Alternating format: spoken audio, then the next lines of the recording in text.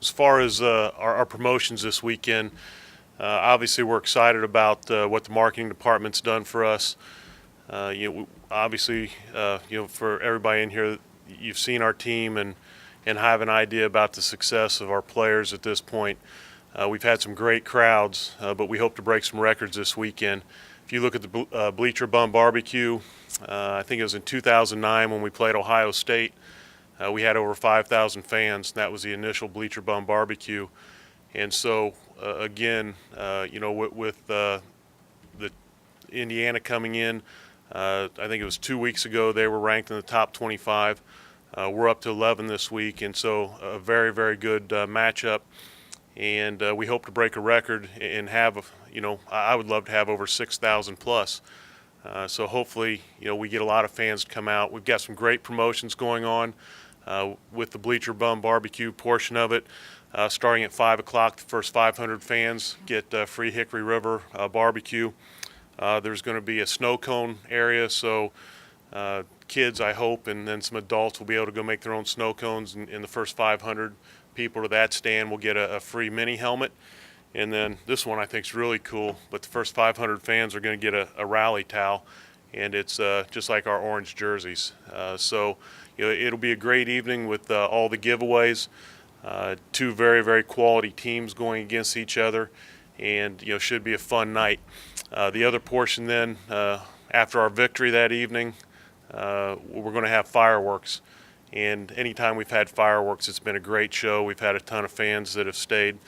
As we move forward on the weekend then, we play at 3 o'clock on Saturday, so everybody that comes over to our game after softball gets their victory and they've had their big tailgate. We'll be able to play, and then hopefully everybody moves over to football and watches the spring game to see the progress that they've made.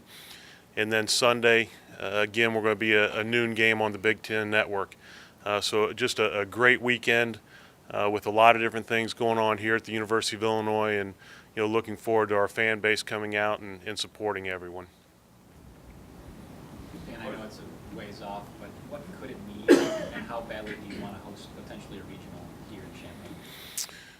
Well, as far as a regional site goes, we still have to take care of business. There's a lot of things that we need to do as a team to get to that point.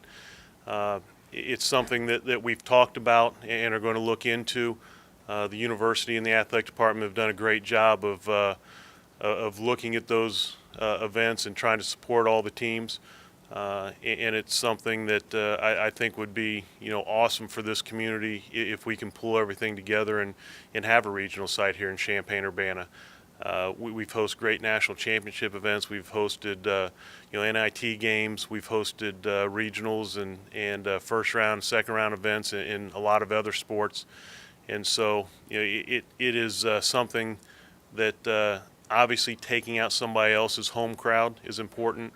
Playing in front of your fans with the energy is extremely important, and I know something that our players are shooting for. So, we're still in the planning stages, and we'll look forward to our guys taking care of business and then seeing where that may lead.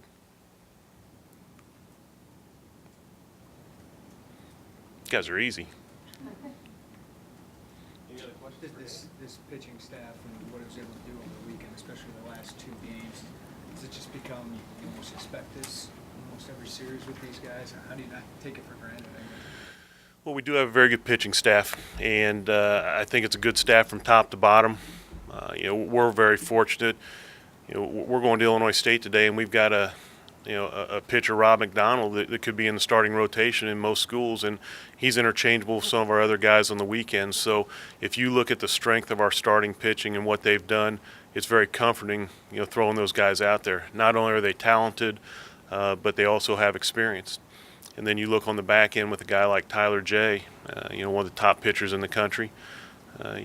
We've got some weapons. Are they perfect? Well, baseball's not a perfect game. And there's days that you can have off days and things don't go well, but we always know we're going to get a mentally strong start. Physically, guys are going to compete. And, I've never been in this situation before where we have this type of depth on the pitching staff. And it's been fun. And it's been comforting to put those guys out there. But if you look at the pitching staff, we've been successful because we've played great defense. We've been successful because we've come up with the right number of hits and runs in games when either they've been very sharp or when they've had maybe a little bit of an off day. So it's been a team, a team, I'd say victory or victories up to this point, and I think we're strong in all areas. I think part of the pitching staff being good goes back to the fact that you have, the other aspects that are backing them up as well. So a little bit of a comfort level, in all areas. Makes our hitters better because we have good pitching, because they can relax a little bit. And just you look at last night's game, we found a way to score 2 runs, and it wasn't easy. But when we're only scoring 2 runs, the pitchers held, Purdue to only 1 run, and we're just finding ways to win and playing very well as a team.